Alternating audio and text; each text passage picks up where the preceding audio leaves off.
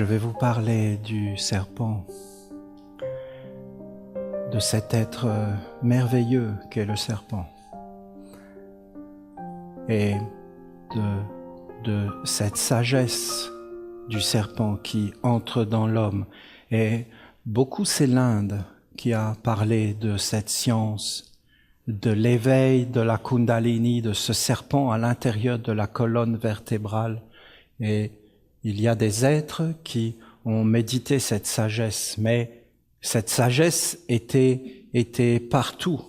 On peut penser au serpent à plumes, du serpent à plumes des Incas, des Aztèques, je ne sais pas trop. Et il y avait là, dans cet endroit, cette idée du serpent à plumes. Et vous pouvez regarder en Égypte aussi. Le serpent était présent, et dans toutes les civilisations, le serpent. Et même aujourd'hui, quand on regarde l'ADN, toutes ces choses, on voit les mêmes doubles spirales, on voit toujours cette énergie qui serpente, et on voit tous ces mondes. Alors bien sûr, c'est devenu profondément négatif avec le serpent de la Genèse qui était le tentateur. Et je voudrais vous parler de ce serpent tentateur. Et je voudrais vous montrer qu'en réalité, il n'y a pas de mal. Mais comment expliquer, comment aller vers ça? Parce qu'il y a le mal. Mais le mal, ce n'est pas ce que l'on croit. C'est-à-dire que c'est quelque chose qui est mal utilisé. Mais il n'y a pas de mal en soi. Mais dans une mauvaise utilisation, dans un détournement.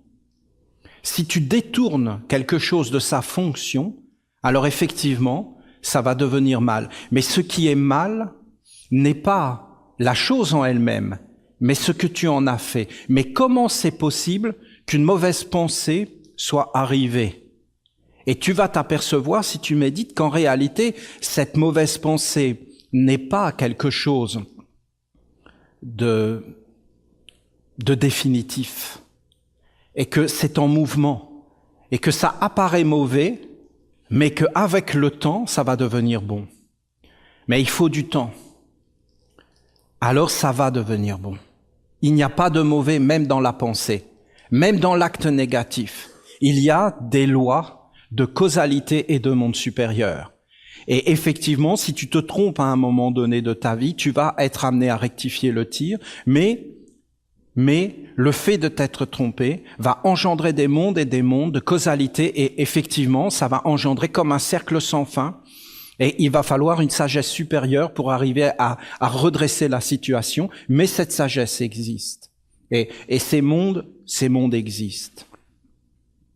Alors, si vous regardez la première manifestation,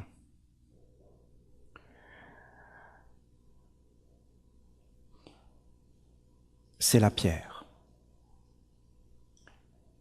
Et la pierre, c'est une condensation très dure de l'esprit. Et dans la pierre, il y a la totalité des mondes. Il y a comme une perfection de la condensation. Et cette pierre est condensée. Et la pierre est le départ. C'est toujours sur la pierre qu'on commence. Les choses commencent toujours pour le monde que nous connaissons, nous. Je ne vous parle pas du monde de l'esprit. La pierre est comme une condensation d'un monde supérieur qui est un départ. C'est le premier départ. On parle de pierre tombale, c'est-à-dire de chute. Et la pierre, d'ailleurs, est associée à la tombe et au fait de tomber. C'est-à-dire, dès qu'il y a la pierre, vous avez toutes les lois de l'esprit. Tomber veut dire gravité, veut dire la gravitation. La gravitation veut dire les lois de l'esprit. Les lois de la gravitation, de la respiration, de l'expansion, de la condensation, du solve et du coagula. Vous avez les planètes, ce sont des pierres. Vous avez le cosmos, vous avez les attirances, vous avez le mouvement, vous avez la structure qui apparaît, l'organisation, et vous avez un monde supérieur. Et sur la pierre va se greffer toute la création. Toute la création va se greffer sur la pierre. Tout va apparaître à partir de la pierre. Et dans la pierre, vous avez la totalité des mondes qui sont présents, mais qui ne sont pas révélés. Quand vous regardez la pierre, à l'intérieur d'elle, il y a la vie. La pierre est vivante. Même si tu frottes de pierre, il y a le feu et beaucoup de choses comme cela. Tu fais apparaître les mondes. La pierre est la première manifestation de la vie. Quand tu regardes la pierre, elle est 4 lettres du nom de Dieu, c'est-à-dire la terre, le côté justement de la forme, ce que apporte la pierre, mais aussi l'eau, l'air et le feu. Quand tu regardes la pierre, tu vois que ces 4 éléments cherchent en fin de compte à la détruire. La pierre est dans la terre, et la terre détruit la pierre, elle la condense. Elle peut transformer la pierre en diamant, en pierre précieuse, par la condensation, par des forces qui l'écrasent, et qui la transforment en étant écrasée. C'est très difficile d'être une pierre. Et aussi, l'eau va l'attaquer. L'eau va essayer de l'attaquer. L'air va l'attaquer. Et le soleil, bien sûr, le feu va l'attaquer. Et la pierre, en fin de compte, va être comme détruite. Il y a dans la pierre une force de destruction. Et tout autour d'elle. Et c'est comme s'il y avait une évolution. Et que l'évolution de la pierre, c'est de retourner vers l'esprit. La pierre doit faire apparaître ce qui est son origine, ce qu'elle porte à l'intérieur d'elle. Parce que la pierre porte la mémoire. Les pierres sont la mémoire des mondes. Les pierres parlent. Regardez les peuples anciens, qu'est-ce qu'ils ont fait? Ils ont fait parler les pierres. Ils ont dressé des pierres, ils ont écrit sur les pierres des paroles d'éternité, parce qu'ils savaient que les pierres parlaient. Ils ont construit leur maison avec les pierres, et ils ont dressé des pierres. Dans tous les peuples, ils ont placé des pierres. Quand quelqu'un était mort, qu'est-ce que faisaient les hommes? Ils prenaient une pierre et ils la posaient. Ou ils prenaient plusieurs pierres. C'était pas simplement de l'enterrer. Pourquoi les hommes enterraient toutes ces choses? Parce qu'ils savaient que quand l'homme était mort, il retournait vers la pierre et qu'en réalité, tout allait venir négatif sur lui et que la force de destruction allait revenir et que cette force n'était pas simplement là, mais qu'elle allait entrer dans des mondes. C'est ce que je vous ai expliqué au départ. Il voulait détruire l'imperfection, que l'imperfection ne soit pas, et que seul ce qui est parfait, éternel et divin existe. Alors, en réalité, il mettait des pierres quand même pour dire la mémoire. La mémoire. La mémoire de ce qui a existé. La pierre est la mémoire de ce qui a existé. Et la pierre est la mémoire d'un monde divin. Et la pierre contient en elle le monde divin. Et les pierres contiennent toutes les structures et toutes les lois du monde divin. Quand vous regardez l'évolution, c'est-à-dire en réalité, l'évolution, c'est de partir d'un point de départ pour aller vers quelque chose de plus grand. Et si vous regardez l'évolution de la pierre, bien sûr, c'est d'être détruite, et c'est de devenir, en fin de compte, de plus en plus fin, une pierre qui vole. Quand vous voyez de la poussière, vous voyez une pierre qui vole. Les pierres sont tout autour de nous. On ne les voit pas, mais elles sont autour de nous. Elles s'évaporent, elles deviennent très très fines. Elles entrent dans les minéraux, elles entrent dans l'eau, elles entrent dans l'air, elles entrent dans la lumière. Et en fin de compte, elles rentrent aussi à l'intérieur des corps. Elles entrent dans le végétal, elles entrent dans l'animal. La pierre est toujours présente. Après, on pourrait trouver des mots scientifiques. Aujourd'hui, les hommes étudient tout et ils cherchent à comprendre le monde. Et ils savent qu'il y a, comment on appelle ça, des minéraux, des éléments minéraux. Je sais plus le mot.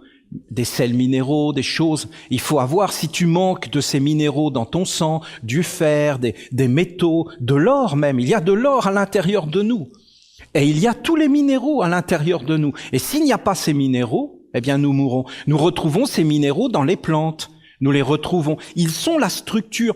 C'est eux qui ont fait la forme. En fin de compte, ils ont fait apparaître tout ce qui existait. Après, vous voyez la plante. Et la plante, elle sort. La première de toutes les plantes, c'est le lichen. C'est cette mousse qui se pose sur la pierre.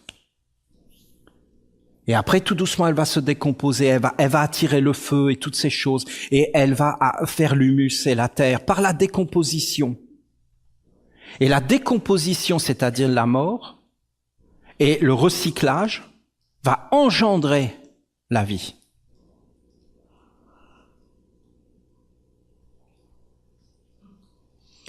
Et là, dans la plante, se révèle le serpent. Il sort de la pierre.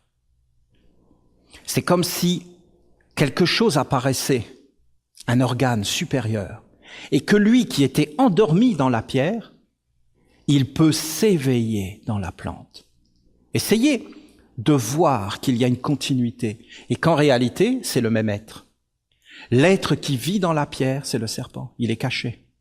Et en fin de compte, quand la plante apparaît, un corps lui est donné, et il peut entrer dans ce corps, et entrer dans une nouvelle dimension de la vie.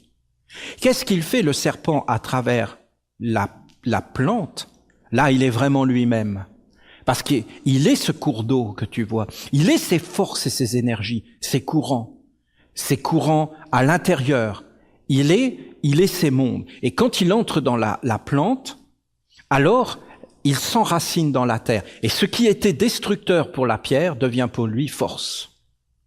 L'eau devient une force, l'air devient une force, le feu devient une force. Il devient actif et créateur. Il peut prendre les 4 éléments et maintenant il les transforme. Il prend les mondes et les transforme. Qu'est-ce que c'est la plante? C'est une ébauche de ce qui va devenir. La plante est en train d'élaborer quelque chose qui va venir après et qui va devenir quelque chose d'encore plus subtil, d'encore plus grand. La plante élabore les organes du futur. La plante, en réalité, porte en elle l'idée des organes qui vont apparaître dans les animaux. Mais elle ne les a pas. Mais elle est en train de les préparer. Et quand tu regardes la plante et la pierre, alors tu vois vraiment 2 mondes. Et la plante, elle commence à avoir une orientation. Elle a un fondement, mais elle va vers quelque chose. Elle va à la rencontre d'un monde. Qu'est-ce qu'il y a dans cette plante? Le serpent.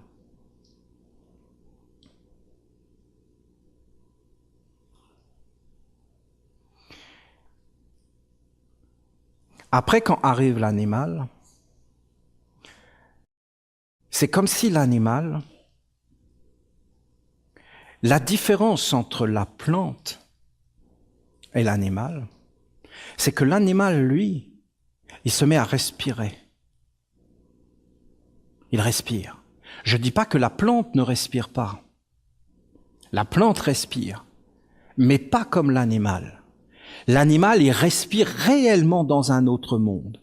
La différence aussi, c'est que l'animal, il s'extrait. Il s'extrait de la terre. Il se détache. Et il devient quelque part indépendant de la terre. Il ne l'est pas en réalité, mais il apporte cette idée qu'il serait détaché de la terre et qu'il serait comme libre, qu'il serait comme un créateur par rapport à un arbre, par rapport à une plante. Lui, il va se déplacer. Il va se déplacer. Et il va comme entrer dans des mondes plus grands et plus larges par rapport à la plante qui, bien sûr, est dans des mondes plus grands et plus larges. Mais lui, il va entrer dans ces mondes comme en les organisant. Et il va amener la vision que il y a des odeurs. Mais qui montre les odeurs? La plante. Où étaient ces odeurs? Dans la pierre. La pierre qui s'est donnée pour être brisée. Étant brisée, elle fait apparaître les plantes. Les plantes révèlent ce qui était caché dans les pierres et montrent Dieu.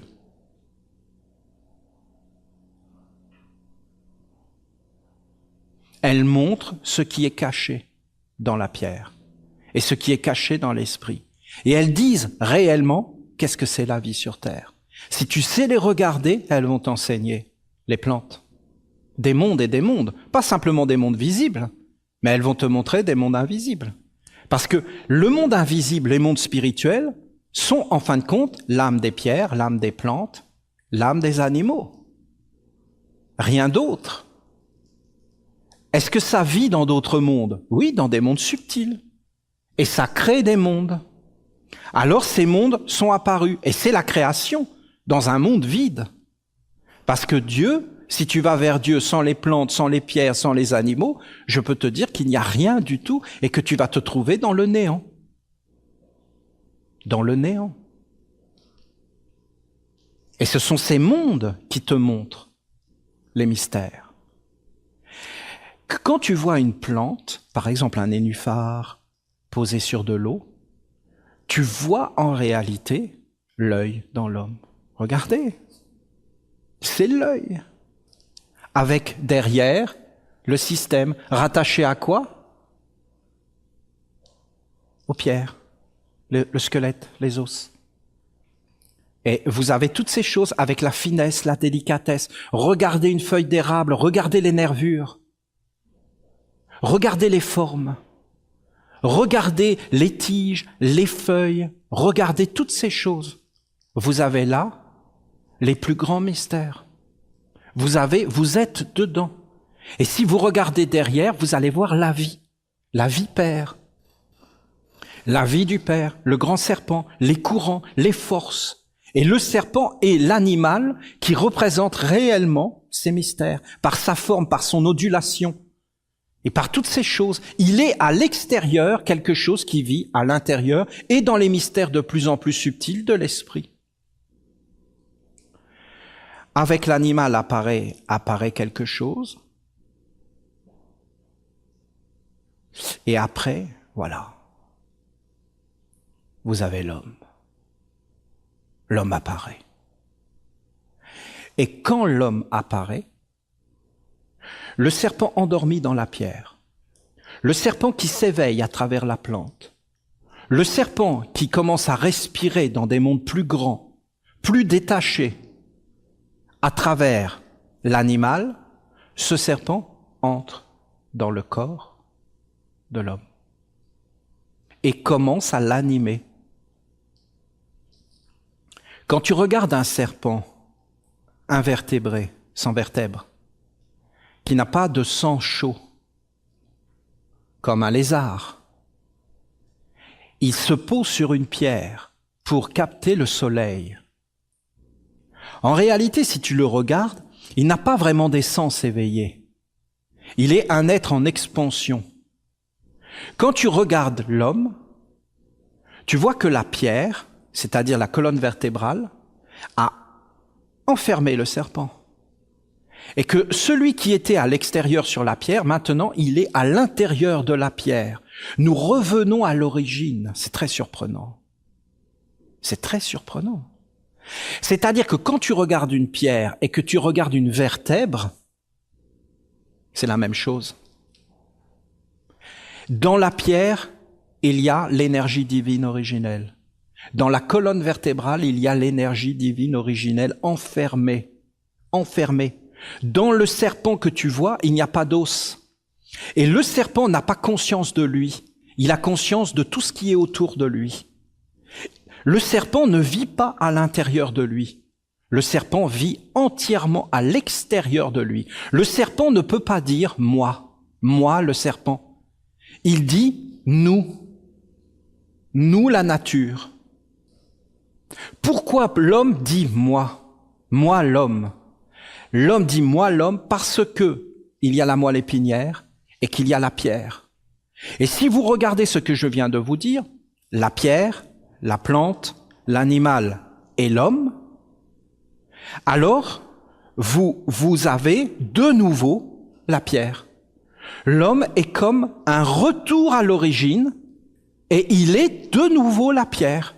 Mais il est la pierre qui a évolué à travers des milliers d'années et qui a révélé un secret qui était caché dans la pierre. Et maintenant, l'homme porte la pierre à l'intérieur de lui et dans cette pierre, le serpent. Et si vous regardez tout autour, le système veineux, le système hormonal, le système nerveux, c'est incroyable, hein, les synapses, la sensibilité des plantes.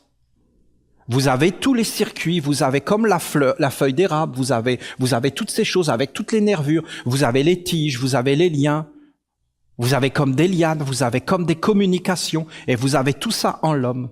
Et l'homme a une sensibilité. Et tout ça, si vous regardez bien, et tous les organes sont rattachés à la colonne vertébrale, c'est-à-dire à la terre. Et après, vous avez l'homme qui se met à respirer et qui a des organes, c'est-à-dire des yeux, qui a la respiration, qui a les sens, c'est-à-dire le côté animal. Et en fin de compte, tous ces sens sont rattachés, en réalité, à la colonne vertébrale. Et qui anime tous ces mondes? Le serpent qui est à l'intérieur. Et dans la pierre, il n'était pas révélé, mais dans l'homme, il est révélé. Qu'est-ce que l'homme? La pierre qui parle. La pierre qui pense. L'homme porte en lui la pierre. Et en fin de compte, cette pierre s'est développée à travers toute une évolution où il y a eu une continuité. Alors, il y a eu la théorie de Darwin.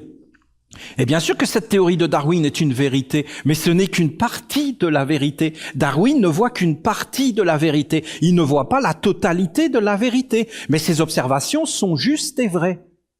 Il n'y a pas à rejeter. Et ça ne nuit en rien à la perception spirituelle et religieuse du monde. Mais voilà que les religieux se battent contre les matérialistes qui s'appuient sur la théorie de Darwin en disant il n'y a pas de Dieu. Mais vous voyez qu'il n'y a pas de Dieu dans la théorie de Darwin. La théorie de Darwin montre qu'il y a encore plus un Dieu. Mais bien sûr, il n'y a pas de Dieu pour les sectaires et les fanatiques qui, eux, ont décidé que Dieu, c'était ça. Et qui ne sont pas ouverts parce que Dieu, c'est la vie. Et bien sûr que c'est la vie qui nous montre. Où est l'origine de la vie? L'origine de la vie est dans cette plante. Une plante dans l'océan. C'est dans l'eau que ça commence. S'il n'y a pas l'eau, il n'y a pas la vie. Qu'est-ce que l'eau, le serpent? Qui a commencé? Et là, je vous parle de secrets. Vous n'entendez pas forcément ce que je vous dis, mais je vous dis que ce sont les secrets des secrets. Il y a comme une algue. Cette algue est recherchée par des mondes et des mondes. Cette algue est vénérée par des mondes spirituels comme étant la divinité elle-même. Et en fin de compte, cette algue danse. Elle danse. Et rien ne peut s'accrocher à elle. Vous voyez comme une moule ou comme quelque chose et vous avez des crustacés qui viennent s'ancrer sur elle et la durcir. Parce qu'avec la photosynthèse, c'était les algues. Et les algues, qu'est-ce qu'ils ont fait? Eh bien, ils ont pris la lumière du soleil et ils l'ont densifiée en pierre. À travers les fossiles, à travers toutes ces choses. Et tous ces petits escargots, comme des escargots, qui en fin de compte connaissaient les secrets de prendre la lumière du soleil et de la transformer en densification. Et ça a engendré en fin de compte des mondes et des pierres et des créations de mondes. Et c'est sur ces mondes que sont apparus le monde végétal qui s'est greffé. Après, vous avez des formes qui sont apparues dans l'eau. Et ces formes se sont élaborées. Et en réalité, ces formes, par exemple, regardez un poisson. Après, regardez une anguille. Et après, regardez le serpent qui sort de l'eau. Et qui rampe, et il sort. Regardez ses organes, regardez-le. Il n'a pas de sang chaud à l'intérieur de lui. Il vit avec le soleil, avec l'univers, alors que nous, le serpent en nous, le même, vit avec sa propre chaleur. Je n'ai pas besoin du soleil. Je vis avec ma propre chaleur. Je suis à moi-même la source de la chaleur. Cet animal, le serpent qui rampe, après regardez le lézard, regardez l'hippopotame, regardez le crocodile, le cheval. C'est lui, c'est Dieu. C'est Dieu qui prend forme. C'est Dieu qui apparaît. C'est le corps de Dieu qui se révèle avec le cosmos, le taureau, le bélier. Le bélier prend la forme de telle constellation. Le taureau prend la forme de telle constellation. Le singe, le serpent, l'oiseau. Le serpent à plumes qui vole. Ce sont des secrets à l'intérieur de l'homme. Après, vous avez l'homme qui apparaît. Et là, pour la première fois, qu'est-ce qui apparaît? L'évolution consciente, individuelle. Ça n'existe pas.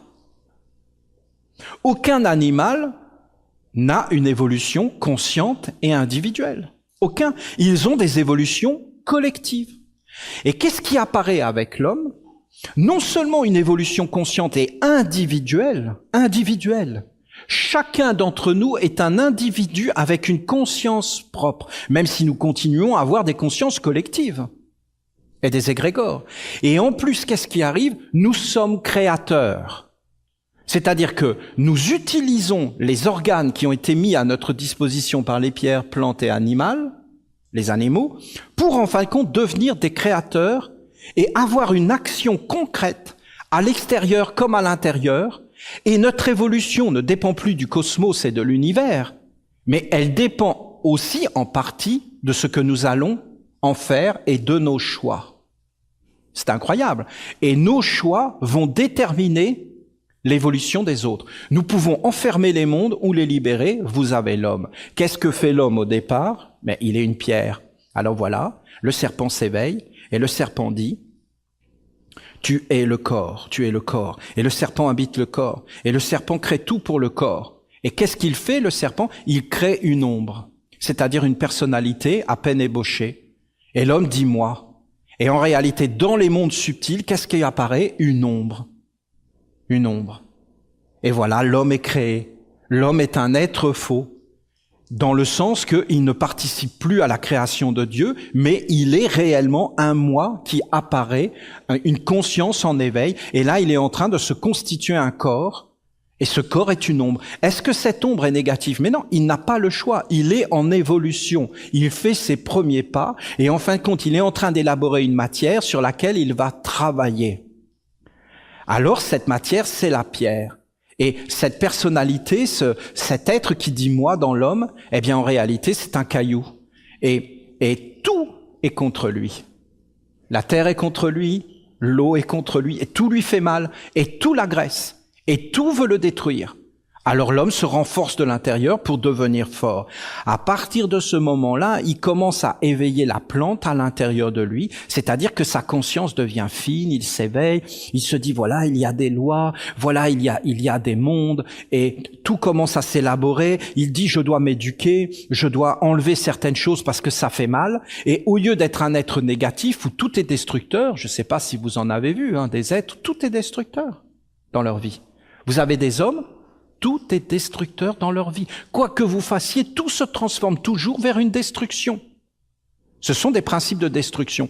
Alors il y a des hommes qui commencent à dire mais non, il faut aller vers une éducation, vers une finesse. Et c'est ce serpent qui s'éveille et qui devient une fleur, une plante, un arbre. Et là, il dit voilà, il y a des centres supérieurs, il y a des mondes, il y a des lois, je dois connaître ces lois, je dois les maîtriser, je dois sortir de ce monde de destruction pour aller vers un monde idéal, vers un monde plus grand. Regardez, c'est la plante à l'intérieur. Et après, ce serpent, à travers des sens de plus en plus subtils, va commencer à arriver vers des mondes encore plus supérieurs, c'est-à-dire de l'animal. Et là, il va voir qu'il y a des mondes spirituels. Et qu'il peut respirer avec des mondes, qu'il y a des êtres cachés derrière les mondes, qu'il va voir ce qu'il y a derrière parce qu'il commence à avoir des organes, alors cet être va vivre dans des mondes plus grands, dans des respirations, dans des élargissements, dans des alliances, et il va commencer à faire des alliances. Mais dans le fond, il vit encore pour ce serpent à l'intérieur de lui, et il vit encore pour cet être individuel qu'il s'est créé. Et il veut vivre par exemple après la mort, et il veut vivre à travers les âges et à travers les mondes. Et enfin, vous avez celui qui va entrer dans le monde de l'homme. Il sort de l'animal et là, il voit qu'il y a les dieux. Et là, c'est la grande épreuve. L'homme doit abdiquer son être pour vivre dans le monde divin.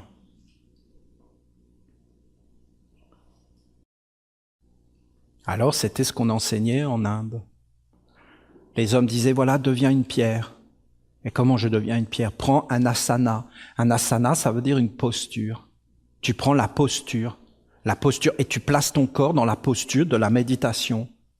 Et en fin de compte, en prenant l'asana, la posture juste, le Bouddha, Shiva et tous ses enseignements, eh bien, tu vas te mettre en harmonie avec le Dieu.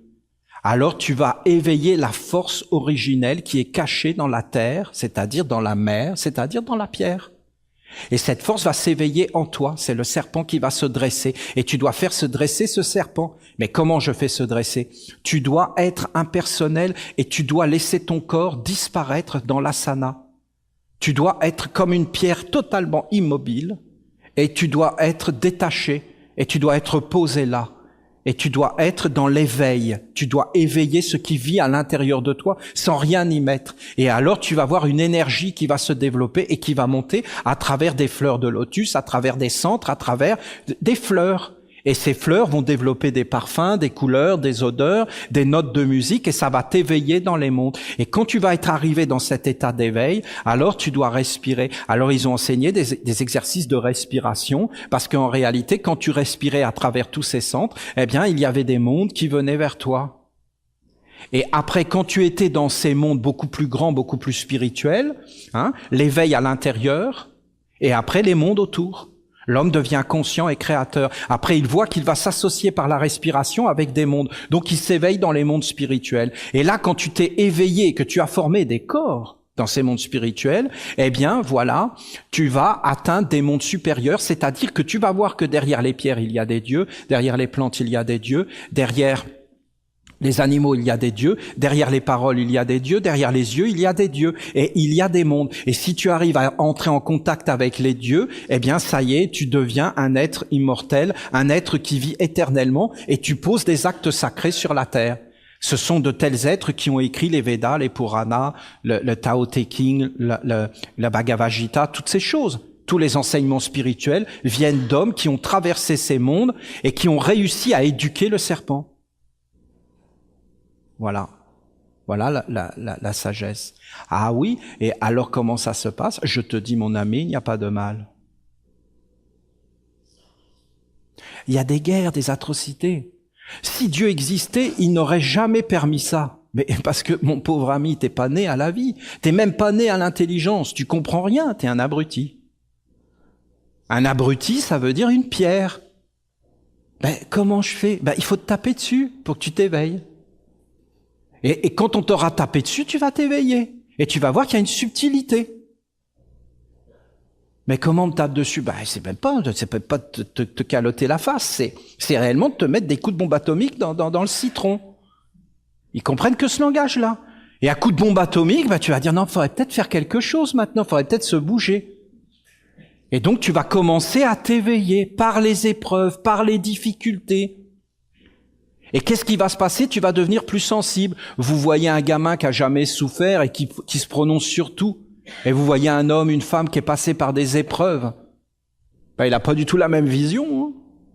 Il a compris des choses que l'autre ne peut pas comprendre. Pourquoi? Il n'a pas les organes. Il s'est pas développé. Il est encore dans l'œuf. Il n'a pas ouvert les centres et les énergies. En fin de compte, qu'est-ce que la vie? La religion, la guerre, la politique, tous les ennuis. C'est juste en réalité une matière qui travaille sur nous. Qu'est-ce que c'est les épreuves? Une matière qui travaille sur nous. Qu'est-ce que c'est toutes ces choses? Des matières qui travaillent pour qu'en fin de compte on évolue. Mais pas qu'on évolue dans un progrès technologique. Non, que notre corps évolue, qu'on développe des corps, des sensibilités et qu'à la fin on aille vers Dieu et vers une immortalité et qu'on change le pôle. Mais vous devez regarder les choses d'une toute autre façon. Nous sommes des pierres qui marchent. Et quand tu as une pierre à côté de toi et que tu marches sur une pierre, tu marches réellement sur toi. Et c'est réellement cet être que tu portes en toi. Et pour elle, tu es un Dieu. Parce qu'en réalité, elle voit à travers toi ce qu'elle va devenir et tout le chemin que tu as parcouru. Et si tu parcours le chemin, eh bien cette pierre, tu lui ouvres aussi un chemin. Mais si tu endors tout, tu éteins tout, eh bien tu fermes le chemin. C'est comme si les plantes ne donnaient plus les beautés, les parfums. Tu es dans un monde, mais il y a un monde qui va éteindre. Oui, mais ce monde qui éteint, est-ce qu'il est négatif? Non, pas du tout. Tu es en train de faire des expériences et tu vas aller vers la souffrance. Tu vas aller vers la souffrance pour t'éveiller. C'est parce que tu n'as pas les organes, donc tu ne peux pas percevoir. Tu dois éveiller ce serpent. Donc il n'y a pas de serpent tentateur. Vous entendez? Il n'y a pas de mal. Ce serpent n'est pas négatif. Des fois, des êtres sont venus me dire « Mais c'est quoi ce serpent, Olivier, dont tu nous parles? Ça fout la trouille. » Mais c'est toi, t'inquiète pas. C'est toi. Je te parle de toi. Toi, là, dans ta colonne vertébrale, je suis, j'existe, j'ai des besoins, je veux faire des choses. Et quand je vous dis, révélez ce serpent, maintenant vous devez le voir, je ne vous parle pas de partir en croisade comme des catholiques qui ont fait beaucoup de mal avec toute leur singerie. Mais qu'en réalité, ces choses ne sont pas du tout le mal, mais que c'est en réalité l'évolution naturelle. Est-ce qu'il y a un serpent? Oui. Là où il y a un homme, il y a un serpent. C'est une façon de parler. Comme on va dire que les petites filles naissent dans les roses et les petits garçons dans les choux. Ou comme on va dire que c'est la cigogne qui a apporté le bébé sur la cheminée. Et c'est pour ça que papa ramone la cheminée. C'est pour que la cigogne puisse passer et apporter le bébé, mon petit chou. Papa, il a beaucoup travaillé.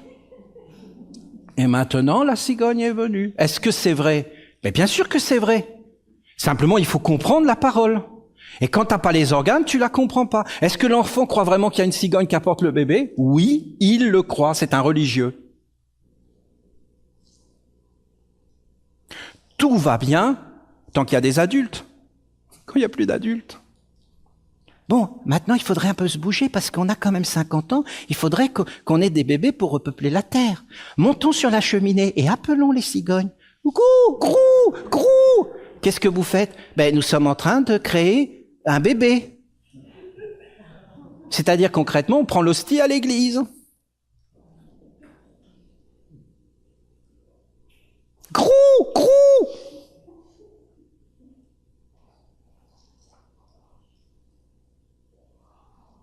On va aller loin.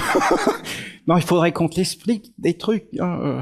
T'as pas bien compris le mode d'emploi. T'es resté à la base, c'était vrai, c'était très beau d'ailleurs, parce que ça te montrait que c'était les oiseaux, qu'il y avait des mondes subtils, que c'était l'âme, qu'il y avait des conduits, qu'il y avait des lois, mais c'est pas ça. Mon ami, c'est pas ça. Il faut que tu passes à la pratique maintenant. Il faut que tu passes à un éveil supérieur. Tu dois t'éveiller. Qu'est-ce que c'est ce serpent? Dans un autre monde, il y a un serpent, même si c'est pas un serpent, c'est comme de l'eau. Tu dois le voir dans les fleurs, tu dois le voir dans les fleuves. Il est lié à l'eau. Il devient le serpent à plumes quand il commence à s'éveiller, c'est-à-dire quoi? Tes organes.